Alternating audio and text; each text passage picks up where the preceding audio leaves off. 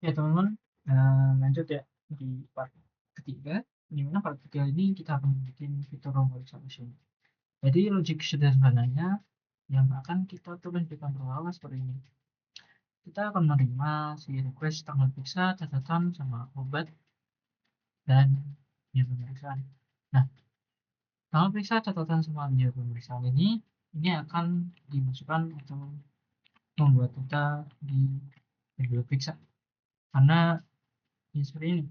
Nah, di sini ada ID janji periksa. Nah, dari itu di root ini kita juga menentukan ID seperti ini di rootnya. Oke, di root kita akan mencari si janji periksanya tersebut. Lalu kita akan dari janji periksa tersebut kita akan membuat data di tabel periksa menggunakan janji periksa yang sudah dicari. Lalu tanggal periksa, catatan biaya periksa kita terima dari request yang diisi dokter. Lalu kita akan membuat si detail periksa. Detail periksa isinya ID periksa dan ID obat. Dan kenapa ini karena ID obat lebih dari satu ya. Nah itu kita akan memakai for each untuk perulangan pembuatan detail periksa. Seperti itu. Oke, mungkin kita langsung saja diskusi. Nah yang pertama kita membuat root yang terlebih dahulu. Kita copy dari atas, lalu kita ganti. Rootnya adalah metodenya adalah post. Lalu karena kita memberikan parameter ID, kita deklarasikan di sini parameter ID. Dan nama metodenya saya ingin memberikan namanya store karena memasukkan data di dalam database. Lalu kita ke memeriksa controller. Lalu kita buat metode public function store. Store. Karena saya tadi mendeklarasikan metodenya store di sini. Itu di sini harus sama. Nah, pertama-tama kita deklarasikan si ID-nya. Lalu kita jangan lupa untuk request-nya. Request kita pakai yang HTTP ini. Jangan salah, nanti error. Lalu kita coba data apa saja request yang diterima. Apakah sudah masuk atau belum. Nah, untuk kontrolnya kita seperti ini dulu. Nah, kita lanjut ke view, teman-teman. Di view, karena ini adalah view periksa, jadi dulu kita ke view periksa. Itu di sini kita akan mengaplikasikan si backendnya, si controller method store tersebut ke view-nya agar saat kita klik dia akan mengarah ke method store ini. Nah, pertama syaratnya dalam form kalian kita memiliki satu button yang bertipe submit. Oke, dan name-nya setiap inputan yang ada itu harus diberi name. Nah, bisa lihat di sini inputan tanggal periksa itu ada name-nya. Nah, di situ kita akan input memberi nama sesuai dengan yang ini model. Tanggal periksa name-nya adalah tanggal periksa mengisi tanggal periksa sendiri.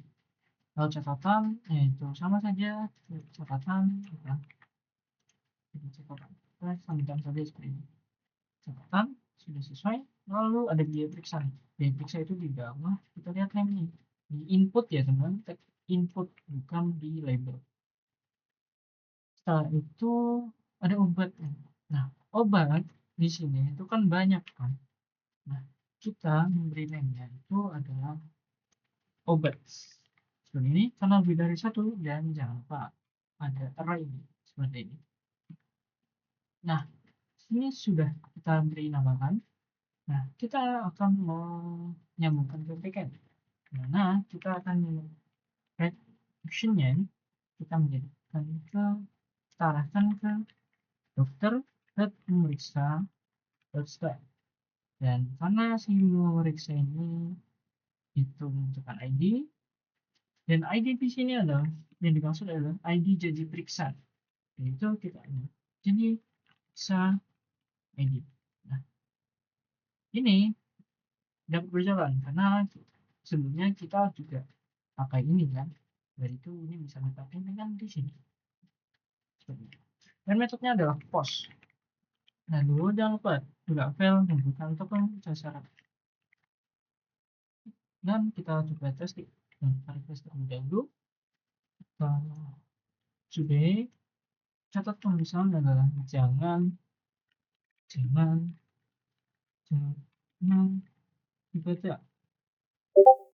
Lalu kita pilih obatnya sembarang aja. Kalau kita simpan. Nah, ini dia hasilnya. Jadi ini di obat sini hanya menerima di obatnya aja ya teman-teman. Karena di detail periksa dan kan ID obat di sini. Gitu. Nah, inilah data yang akan kita pakai. Mulai kita akan merombak si kontrol. Kita hapus ini. Langkah yang pertama, kita buat validasi data. Nah, ini untuk validasi request yang kita terima. Validate seperti ini. Nah, yang pertama adalah tanggal periksa. String tanggal periksa. Kita pakai ini aja deh. Dan ini karena tadi kan ini juga disesuaikan dengan name yang kita berikan tadi teman-teman. Di sini kita bukan mendeklarasikannya obat, tapi obat ya. Nah, ini harus semua. Ini harus diperhatikan. Nanti malah error. Oke, setelah itu kita cari janji periksa. Kita panggil model janji periksa. Find a file dengan ID-nya, lalu titik koma. Setelah itu kita buat si data periksanya itu dengan memanggil periksa create terus ID janji periksa dan kita assign ke janji periksa yang sudah kita cari tadi periksa ID lalu kita ternyata bukan ini. Lalu ada tanggal periksa kita ambil dari validated data yang sudah request yang sudah divalidasi validated data kita validated data dengan array attribute tanggal periksa nextnya adalah catatan dan sebagainya.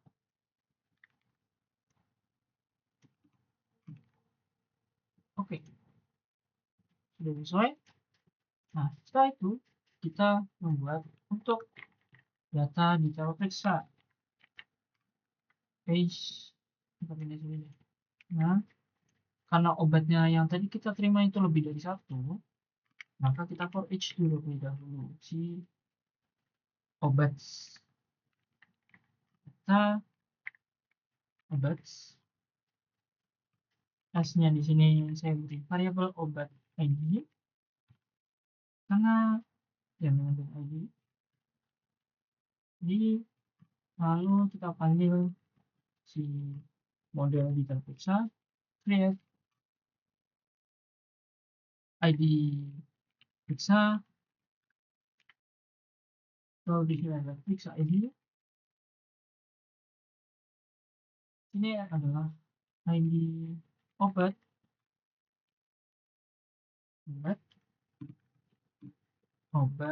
ID. Oke, jangan lupa ditekan. Nah, setelah sudah kita akan merancang ke root page dokter memeriksa periksa